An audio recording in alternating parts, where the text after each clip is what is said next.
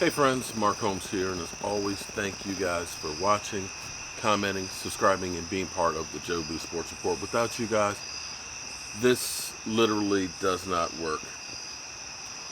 Before I get to what I want to talk about, I want to talk about something serious here. I like to think that this channel is a little bit different than anything else that you have. The highest compliment that I actually get are from fans of other teams. If I had $1 for every time I heard from somebody that says, I hate the frickin' Cowboys, they suck, but I enjoy having conversations with you, I could probably quit my day job. And that's the truth. This channel is it's about football. Don't get me wrong. I think about football every single day, and I relate it to everything that's going on in my life. Football, if football was to disappear tomorrow, I don't know what I'd do. I literally don't know what I would do. But I also like to think that this channel is part of our social conscious as well. And right now in the Atlantic, there's a tropical storm that's forming, and it may be headed for Puerto Rico. I was privileged to go to Puerto Rico a few months ago to work on some houses to help rebuild. And Puerto Rico has been out of people's minds for a long time, but do you know that 10% of the homes in Puerto Rico still have blue tarps on them from the devastation?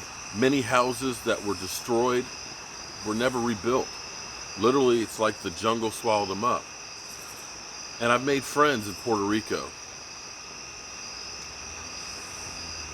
And I pray that this hurricane does not hit them, because they are not in shape to do it. They're better prepared. They understand the devastation. You know, it's like the farm that we went to. A lot of the people didn't die from the storm. A lot of people died because they couldn't get out. They couldn't have refrigeration for the insulin and things like that. So, I got this bottle right here, a Bacardi, and I've got another bottle in there that's the one I bottled myself. I'm pouring this one out for all the people of Puerto Rico. My thoughts and my prayers are with you guys, and I pray nothing happens.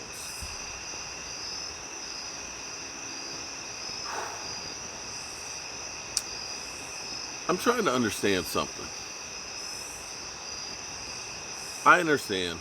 I know. I personally preach it all the time, that what a lot of the talking heads say, what a lot of the polls that you see, are meaningless. How many times have we seen a team that was the Super Bowl favorite end up getting the first pick in the draft? Or damn near close to it. New York Giants! I'm sorry, got a little bit of a cold there. Remember last year this time they were talking about the Philadelphia Eagles, the Super Bowl champions, coming back off of the Super Bowl. Incredible depth, best quarterback situation in the NFL. They're a team that's ready to roll for years to come. Yeah. Well, they did make the playoffs, so hats off to that.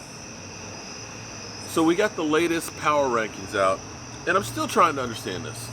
What is this stuff based on? Can you honestly tell me what it's based on? Now, they've moved us up a little higher, because before they used to have us out at like 19th. Now they've got us, I believe, at 8th. But please explain to me the Green Bay Packers. The Green Bay Packers, when was the last time the Green Bay Packers did anything? I believe it was 2016. Aaron Rodgers has been injured through a lot of that time. He wasn't injured last year. He didn't throw a lot of interceptions, but he threw a lot of passes out of bounds. He was actually rated high in the, I'm trying to think of exactly how they worded the category, bad throws, because they said he basically wouldn't take chances and he would throw it out of bounds. That team has fired their coach last year, got a new coach. They let go most of the wide receivers they used to have, and the defense is rebuilding. So please explain to me how it is they're ranked 7th. And it seems like every year since 2016, they've always been rated in the top 10 going into the season. Is that just a popularity contest that we just assume that Green Bay is going to be good? Okay. All right, I get that. But back to the Eagles, who they have 5th.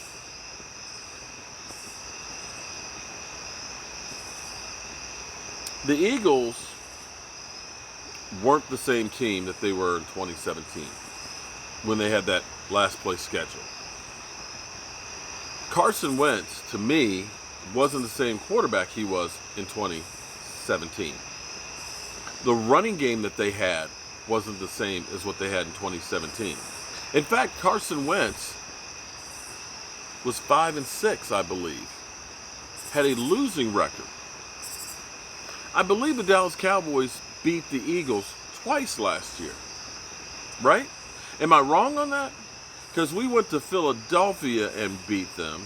And we also went in Dallas and beat them. And I believe my quarterback beat Carson Wentz both times. Am I wrong on that one?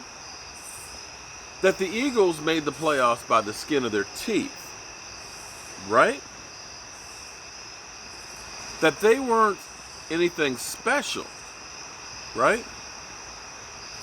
And this this preseason, and I know preseason doesn't count for a whole lot, they're 1-2, and they don't even want to risk playing their starting quarterback. And the backup guys, 2 of them got knocked out of the games. Am I correct on that? I know it's preseason. But your offensive line hasn't looked really, really good. And you have a quarterback who might be fragile. And I know you Eagle fans are going to say, I'm obsessed with Carson Wentz. I'm not obsessed with Carson Wentz. I'm just trying to understand.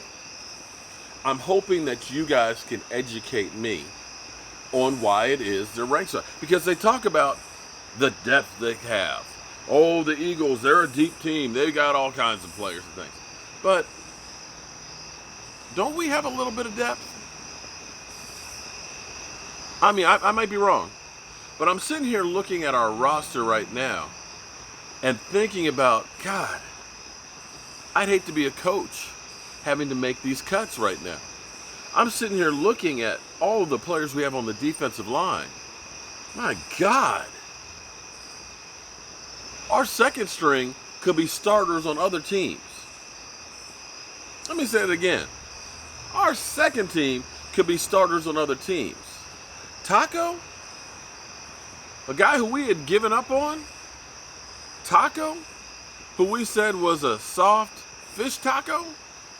That was about 3 days old? It stunk. Shh, buddy.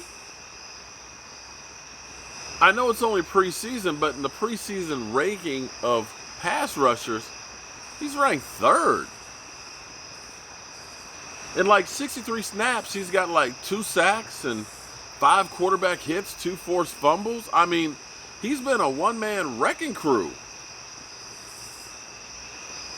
And he's not a starter. I look at Kerry Hyder. Man, he looks like he's ready to party like it's 2016 again. And he's a backup. Christian Covington. What did he have, 6 sacks last year? As a defensive tackle? Not a defensive end, as a tackle. He's a backup.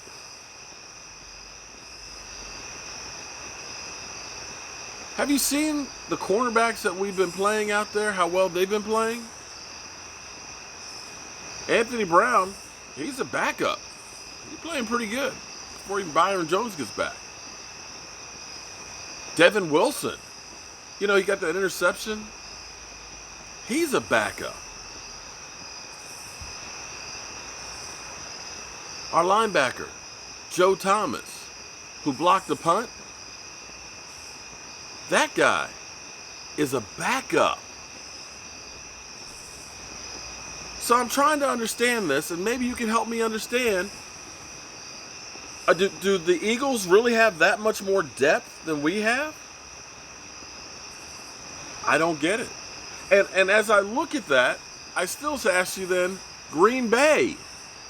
Please explain to me how you think Green Bay has got more than what we got. Please explain it to me, somebody. I want to understand. I know I'm not that bright, but fill me in, will you?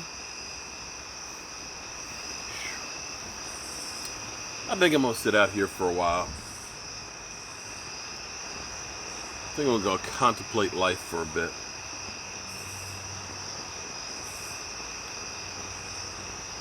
Puerto Rico, it's for you.